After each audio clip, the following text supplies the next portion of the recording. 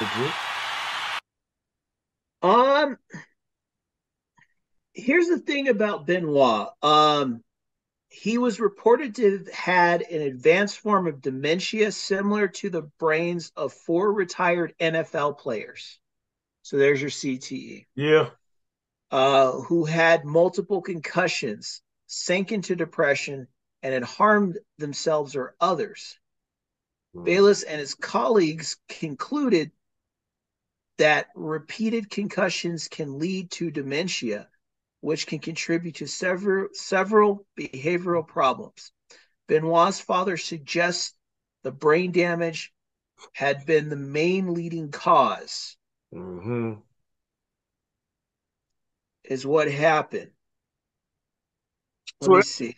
what you're reading right there, they're saying that the brain damage was possibly, but now with see with the CTE thing, you what about the drug usage, the Mm-hmm.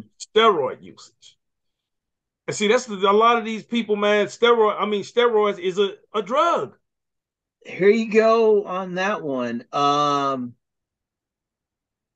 During the investigation into steroid abuse, it was revealed that other wrestlers had also been given steroids, um, which he was taking, Mm-hmm. caused by previous steroid abuse Mm-hmm. of testicular insufficiency. Mm-hmm. Benoit's body contributed to his violent behavior that led to the murder suicide, concluding that no roid rage, there was no roid rage involved prior to the suicides. But Benoit had Xanax, hydrocodone, Wow. an elevated level of testosterone caused by synthetic forms of hormones in his system. Steroids. That's what that Mm-hmm. means. The chief medical examiner attributed the testosterone level to Benoit possibly being treated um, for those deficiencies, but he was abusing them like crazy. Yeah. Um, Now, which is also and the heart failure, steroids. yes, And this is what I want to say about steroids real fast. And I know we're in a culture today where a lot of not professional performers, but a lot of people who perform or find themselves in sports, they want to use steroids. Steroids is an illegal drug, but more people use that drug than anything else today. And you have a lot of so-called fighters that fight, not unprofessionally, who put mm, themselves on TRT, testosterone replacement therapy. And I've had a friend of mine who messed himself up behind that, trying to find a legal way to get on steroids. Let me say this to you guys. What you do not have genetically, you wouldn't supposed to have. That's all to it. What you cannot do genetically, what you cannot do without the help of a drug like steroids, an anabolic steroid that replaces your testosterone that God made you to make as a man. And to start, my friend, he has heart problems. He's always in and out the hospital every time he started, ever since he started it. Not only him, but there's many of them. Many of these guys who you want to try to get ahead of the pack. Whether it's in powerlifting, like I said, I've always been all natural in everything. I do not believe in any kind of steroid whatsoever. But I've competed in wrestling, in powerlifting against these guys who are steroids heads, and they still didn't win. They still didn't beat me. But the point is, what they done to their bodies. I'm at age 54. Most of them are unable to do unless they're just now getting on TRT, which a lot of them are, testosterone replacement therapy. That's what that is. I'm advising you, unless a clinical doctor says that you need it to function as a man properly. That's it. You don't need it. Don't put it in your system. Too many people are falling victim to heart problems. Too many people, bodybuilders are dying. If you pay attention to the scene, bodybuilders are dying because of the steroid use. If you don't, some of them been using since some of these young guys, and I always caution the young guys, 19 and 18 and 19 wanting to get on steroids. Are you crazy? When I was 18, man, my body was making so much testosterone, I couldn't, there's nowhere in the world. And you ruin your endocrine system. So once again, the Ten Commander telling you, I'm telling you, you don't need steroids. You don't need it. And I will tell anyone, male or female, exercise what God has given you. Whatever your genetic makeup is, get the best that you can out of it and be happy with that. And let that be the facts. You know, don't put yourself in harm's way using something that has been proven over and over, and particularly now that it's so popular. Some of you are buying this stuff offline. You don't know how it's made. You don't know what's going on. You're buying them Yeah. from these little underground lab companies and everything else. I work with fighters. I know. That's what they're trying to do. I'm like, you don't need that stuff. All you're doing is you're putting a false impression of who you are out there to the world and first of all to yourself. And then it impacts health. As you get older, you want to grow old gracefully. And I'm thankful I never took none of that. I'm growing old gracefully and still strong. So you don't need it. So look at the story we're talking about right now. Steroids, right, was one of the components that Chris Benoit, the one we're talking about, that possibly contributed to the collapse of the mentality of this man. And he turned to killing his family. But go ahead, Drew. I wanted to throw that in there, bro. No, that was good, Tank. I'm glad you did. I was going to say he also took some sort of drug where they say that it was growing. Um, Growth hormone? Growth hormone? yeah, he was doing a weird growth hormone, but it was like it was making him taller. Like he was looking into things that made him taller because he Yeah, got made fun of for being so short. So he was doing stuff like that. That's why his head was so big, I think, was because he had like, kind of like a longer head. I think it was something that had to do with that as well. But his body was, yeah, he had put it through the ringer to get steroids and enhancements, mm-hmm. and he had damage, like that made, like you said, like a senior citizen, and it was like 4 NFL concussions, sitting in his brain Yep. because he had really maxed it out, And I was a huge Chris Benoit fan. I loved Chris Benoit. I looked forward to watching him wrestle all the time. So when I got the news, I didn't want to believe it. And roid rage is real. Roid rage is real. But go ahead.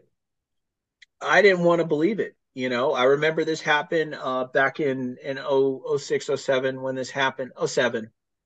And I called all the guys, that I knew that were, wrestling fans, and most of them were actual professional wrestlers that I called. And I called on my buddy Mike, Iron Man, very good wrestler. And I said, Mike, did you hear? He said, yeah. He said, I don't want to believe it. I said, I don't want to believe it either. None of us wanted to believe it. But the truth came out, like, because people had said there was a conspiracy. Somebody came in the house and, you know, Mm. murdered him. And I was like, no way, because he killed himself on his lap machine. Did He hung himself in a weird way with the lap machine and broke his neck. right. Was what he did. He murdered the wife first, then he murdered his 7-year-old next. They all had Xanax in their system, Yeah. See, that's what and it's kind of like a perfect storm of things. When you got all this stuff, I mean, you got all this stuff going in your system and in your brain. Then your brain is getting bounced around because of the work you do. yeah. That's that kind of and we know with the CTE thing that there's been professional football players whose brains have been examined. And they were also, not every one of them, but many of them also had certain things in their system as well. Mm-hmm. Certain drugs in their system. Some of them did drink alcohol, didn't mix alcohol with the drugs. You got to understand. I mean, that stuff, even if it didn't affect you when you were 20, now that you're 30, 40, your body can't handle that anymore. You know, Well, and another factor in there, wrestling fans know this, it was the death of Eddie Guerrero Eddie because they were Guerrero. really tight, him and Chris Benoit. And the death of Eddie Guerrero really sent him over the edge. Everybody talked about when Eddie died, he was acting all kind of funny, like he got worse. He was, of course, doing enhancements and things, but it went up the roof, like he was really, and Benoit on his personality, which I know really well because I was such a fan, he self-punished himself, like if he felt he didn't do a wrestling match good enough, he felt it didn't look smooth enough, he would be doing Hindu squats, like thousands of them, of doing like Hindu squats, like just torturing his body, just racking it, you Right. know, building it stronger, just losing it because he was that guy. You're trying to be a perfectionist. I understand Yeah, that. he was an absolute perfectionist when Right. it came to professional wrestling, and he pushed and maxed his body. He pushed whatever he had to in his system to make himself more elite. Yeah. That's what he did. Mhm. I remember a WrestleMania where he was on a ladder and his freaking shoulder got dislocated or arm, one of the two or both. And I remember he was like, and it was like he was yelling like, "This is my WrestleMania moment. I'm not gonna, mess it up. We're gonna do this." And all of a sudden, I just, ah! This dude Right. took Right. off, and that was him. Benoit was an extreme individual. Yeah. Extreme. I People, mean, yeah. Some people are extreme. Like I know what you're saying, especially wrestlers. Being, he was you got some extreme. people. I'm considered kind of extreme in my way, but there's some people who are really extreme. I'm talking about, Oh man, man, y'all. I understand that. I'm hardcore, but Chris Benoit was. there is a time to kind of back off and understand that you can only bring your body so far before you start damaging it. You see what I'm saying? Absolutely. And then Tank came the D word. Divorce was Oh, being brushed in the air um that he and Nancy were you talking about possibly getting divorced. Bill Yeah, Cosby? and Okay. separated. So that was coming in the air. So it was just the perfect storm of things that were brewing, and he was tight with Owen Hart too. Yeah, Owen Hart had died. So Owen Hart, excuse me, Eddie Guerrero losing the wife. a lot of things. Well, let me ask you this though, as you continue, do you believe that the lifestyle of wrestling at that time, the lifestyle itself, and what they were allowed to do and allowed to get away with? Because in the documentaries I've seen about professional wrestling is that they allow these things. The steroids aren't hard to get. The No, they're not. drugs aren't hard to get. The painkillers, because being a wrestler, you're gonna be something always hurt. Something Yeah, always gonna hurt, but you still have to perform.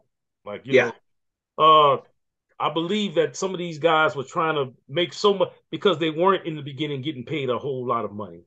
The more true. they wrestled, the more money they made, but the more damage you put to your body on your body as well. And then psychologically, the more you're trying to make your body hang in there. Yeah, I think that's what the steroid abuse was all about. I mean, there was something back in the days. This thing is, and these are all PEDs, performance enhancing drugs, have been around for a long time. that's true. They were injecting, they had what they call greenies. They call them Yeah, greenies. In box, you know this, and anybody in combat boxers used to use them on. Put it under your tongue, and yeah, go out there and it gives you a boost. It definitely gives you a performance enhancement. But now there's other things that came into play that were more powerful drugs, steroid style. We're talking about. Not right. only did they give you a certain look, and the look is what brought the value to the wrestler at that time. Well, Like yeah, you're looking at because Vince Jr., um, who we all know today, it's the same Vince. Um, he was real big. I mean, have you seen him? Vince Jr. Like, yeah, his body, Yeah, I've seen him before. I've never seen him in real he's life. all jacked. He's Like big, not big, his real big. freaking back muscles are all up here and everything. He's all But they he all, looked like he's I mean, drinking the cocktail of cocktails. they on that juice, bro. You And know, he man, the majority of these people out here, majority of Americans today that are in sports are on performance enhancing drugs yeah. to try to be something that they just, don't have the genes to be. And that's just Yeah, he liked the big guys. yeah. He the bigger and Bigger, stronger and the more more, I toned. mean, you gotta think about it. Look at Tony Atlas. Tony Atlas was so popular because of his physique. He Yeah, was also athletic person, but his physique is what caught your attention. So Tony Atlas, he talks about his time with steroids too. yeah, And yeah. you He did. what it did to him, but he was genetically a strong person, but he did when you're in those kind of environments, you're more apt to try those things because some of your compadres or comrades or peers, that's what they're doing. Like you see the Hulk Hogan. Hulk Hogan, I mean, some of these people lasted because of their steroid use. But Hmm. now, I mean, there's a price to pay behind that. And now the other side of it is what does it do to you psychologically in the long run? And that's been a debate that hasn't. I mean, you got to understand this TRT thing, testosterone replacement therapy took off into where most men want that for some reason. They feel they need it, even if their doctor doesn't advise it. There's Right. these little places pop up talking about, they doctors and you can get TRT and next thing you know, you go visit them, pay them what they want, and you getting steroids right from them. But then you don't know where it come from, but let's say it come from a good place. That don't make you a candidate for it. People talking about their blood level, their blood showing that they have low testosterone. No, you don't have low testosterone. You don't have the kind of testosterone that a person like let's say like Usain Bolt. Hmm. Testosterone levels are probably higher than the average person naturally. Hmm. You see what I'm saying? So Absolutely. in order to try to compete with him, these people they want to put testosterone in their body and in their mind. Well, I'm only making it fair because I'm genetically not as gifted as him. So this brings us to a fair place. It's crazy, man. And see, and listening to that, young people listen to that. This is why I'm harping on this particular subject. Young 20-something-year-old people believe they need that. And not only that, what's more criminal is that these little pop-up doctors and stuff like that who have license to authorize administering testosterone to you, they popped up everywhere. That's just like with